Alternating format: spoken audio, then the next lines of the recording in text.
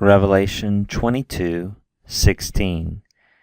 Ego Jesus epimsa tan angelanmu marturesai humin tauta epitais ecclesiais. Ego emi heridza kai ta genas David, ha aster, ha lampras, ha proinas.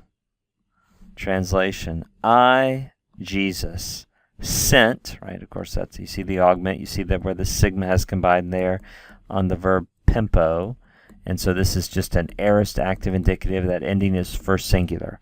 I, Jesus, sent my angel, and here we have a purpose infinitive. Why did Jesus send his angel? To witness to you all these things, right?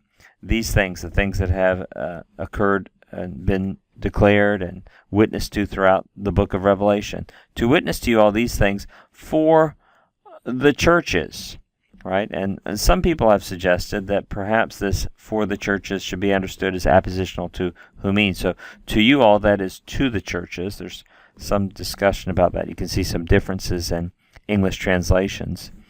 And Jesus here continues speaking, I am the root and the offspring, or the descendant of David, the bright early morning star.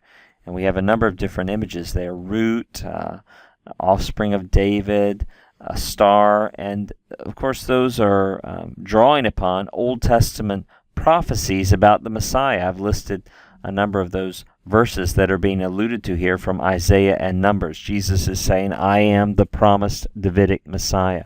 One final little note here, those two little dots over the iota, don't forget that's called a diaeresis, and it means to pronounce that vowel distinctly and not part of a diphthong. So it's pro-e-nos,